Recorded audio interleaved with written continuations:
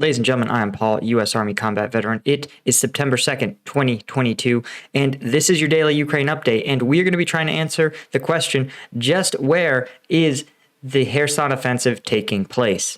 Let's get into it.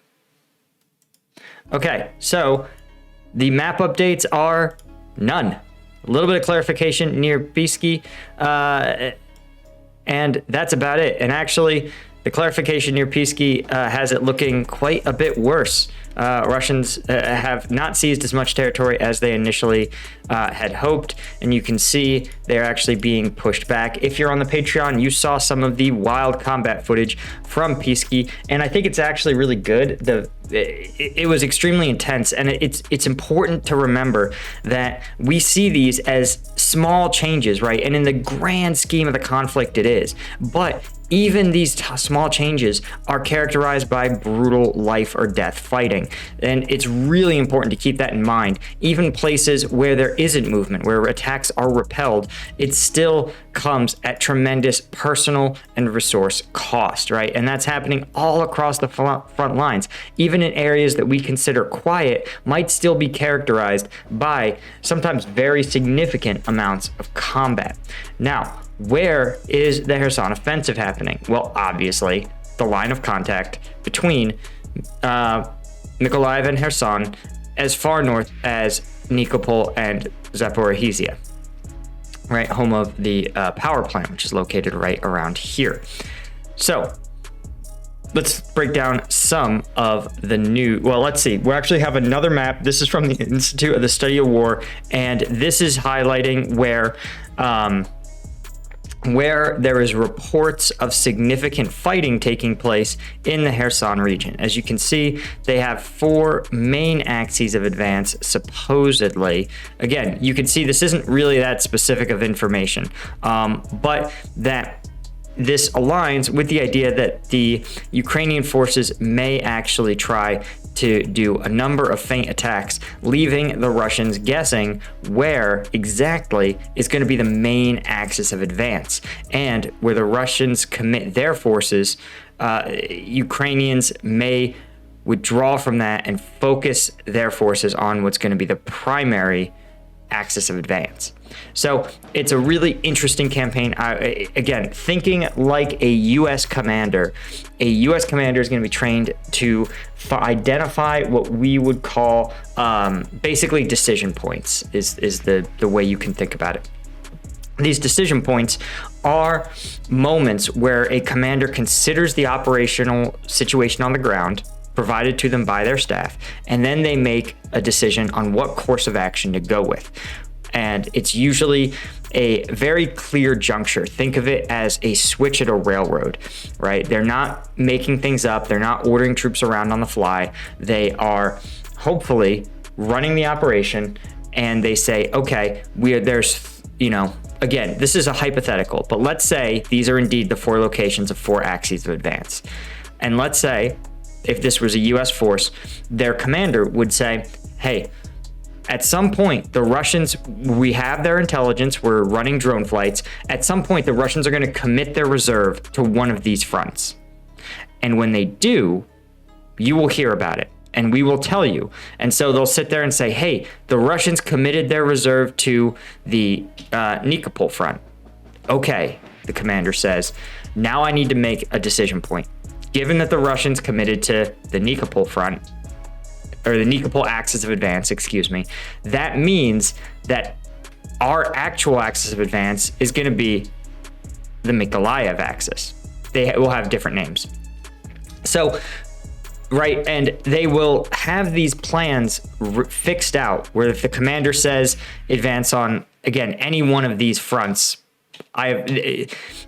they will know that if the commander makes that call, okay, we know exactly which orders to give to which units, to reassign them, which order they're going to move. It's everything that follows from that one commander decision filters down through the forces, right? It's going to automatically trigger movements of logistics, troops, people, but it's not going to be, there's not a plan.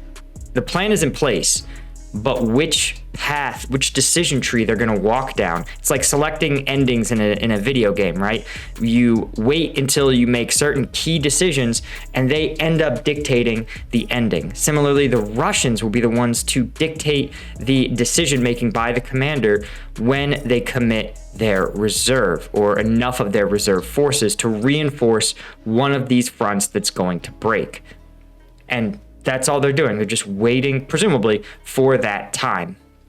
Of course, this could also be a series, as we talked about. It could also be recon by fire or probing attacks to garner more information about enemy strength and disposition. Certainly possible, but it's worth noting that that is my leading theory right now. But again, I'm not party to secret information.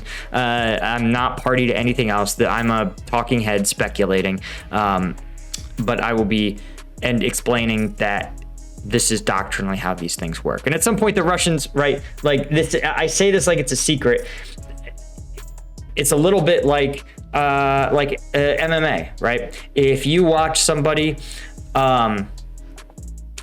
you look at somebody like Tia Tuivasa fighting this weekend.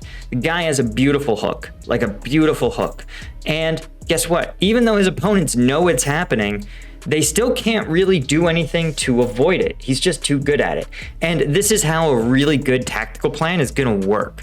Both sides may actually be aware of what's going to happen, but they just don't have a choice, right? Again, if you have your lines broken, if you never commit, if let's say Russia says we're never going to commit our reserve because that's what they're waiting for, then their lines are going to get broken. And they're going to have a worse situation. They're going to have a reserve that's not in combat formation. They are going to get their lines broken and then folded up. And they're going to end up taking many more casualties than if they just reinforced the line. And so that's sort of the outcomes. That's an example, again, of you know what's happening and you're still powerless to avoid it. Again, this requires a good plan, a great staff, solid intelligence, all things that there's every reason to believe Ukraine should have. They've been working, their officers especially, have been working extensively with the US for years, and Ukraine has been in a kind of existential conflict since 2014.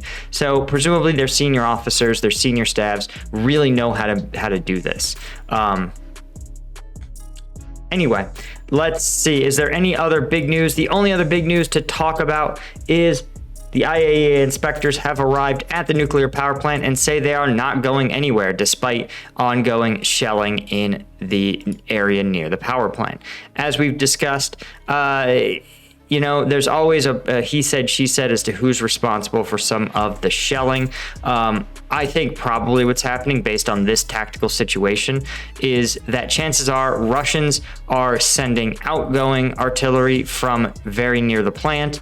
Automated Russian counter battery fire is being returned. I think that's the story, right? And they are doing so to bait the Ukrainians into looking like they are the ones violating the plant's integrity.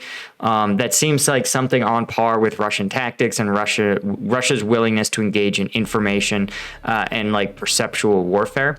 So that is my leading theory on this. But again, I'm just talking head on the internet. Guys, thank you so much for joining me. As always, if you want to see the breakdowns of the most spicy, we'll say, combat footage that YouTube has been cracking down on, that's all over on the Patreon now. Every 2 weeks, I drop, it's 4 or 5 videos I review, some of the ones that are the most popular, most viewed. So if you want access and to support the channel and to circumvent YouTube's censorship type policies, become a member of the Patreon. And thanks again to our lieutenant tier patrons. I know several of you guys have joined and I owe you an update to this list. I've been really moved by how much support we've gotten for the Patreon in the last 2 weeks. Thank you guys, and I'll see you in the next one.